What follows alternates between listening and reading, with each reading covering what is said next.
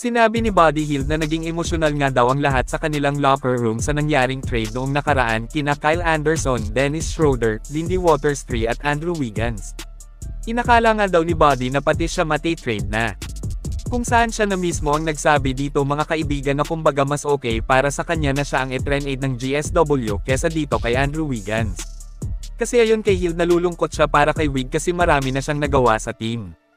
Na alam naman po natin na tinulungan nga niyang magkampiyon ang Gold-Blooded sa 2022. Marami nga ang nagulat ng bitawan ng Golden State Warriors ang isang mahusay na Andrew Wiggins. Pero yun nga dito tayo sa nakikita nating totoong rason kaya pinakawala ng GSW si Wig. Kasi nga matinding trade asset siya po ay gustong makuha ng ibang kupunan kagaya ng Miami Heat. Ang ginawa ng Warriors front office ay sugal talaga para makakuha ng isang legit superstar na makakatulong kay Curry at sa mataas na chance ang makabalik finals ang team. Si Hield kasi hindi masyadong malaki ang pangalan, di natin sinasabing mahina siya maliit ang pangalan walang team na interesadong kumuha. Isa pa ayon kay Steve Kerr sa pag-struggle ni Buddy ngayon ay hindi pa rin nga daw siya nawawalan ng pag-asang magbalik ang malahalimaw at magandang laro ni Hield. Hindi umalis ang tiwala niya sa kanyang bata, na kapag uminit ang shooting ay napakahirap nga ring pigilan. Sa tingin ko mas magagamit si Buddy Hield sa playoffs, sa maraming dahilan hintayin po natin kasi nakita ko ang magandang chemistry ni Hield at Jimmy Butler. Kayong mga kaibigan dapat ba na si Hield na lang ang trade ng GSW hindi ang kagaya kina Kyle Anderson, Dennis Schroeder, Lindy Waters III at Andrew Wiggins? Mag-comment lang po. Feel like you're outside the team. He always make everybody feel that they're a part of the team. And even when the guys was traded, man, it was a rough day for him, especially guys like Wiggs and Kyle and like Dennis. You know, they were there, but like especially with Wiggs, you know, like it was emotional in the locker room because I was even more emotional because I wish it was me that got traded because Wiggs did so much for this franchise, you know, and I forgot that. I hate to see. Ngayon ay dito naman tayo sa sinabi ni Stephen Curry.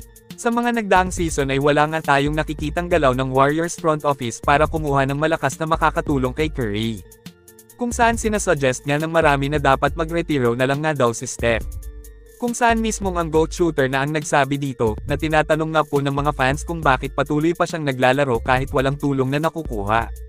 Sabi lang naman ng greatest shooter dito mga kaibigan, ay kumbaga naglalaro pa siya kasi gusto pa nga daw niya magkampiyon pa.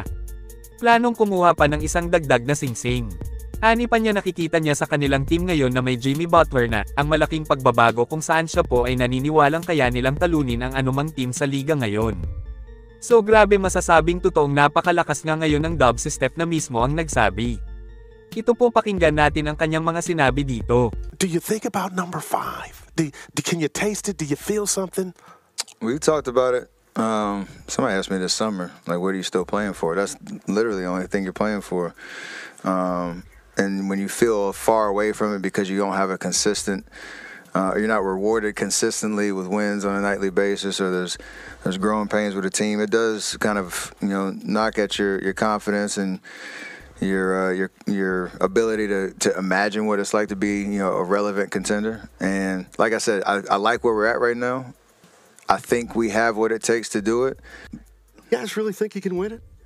Absolutely. That's why we're juiced to be in this position. I mean, how many teams think they can win it right now? Probably, what, 8 to 10? I'd say 8. Maybe How many 8-ish? have won it 4 times?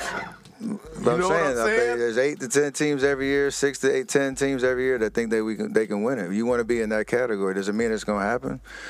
You know, we'll see. But I like the idea that we can confidently say on a night-to-night, we can figure out how to beat anybody. Let me ask you.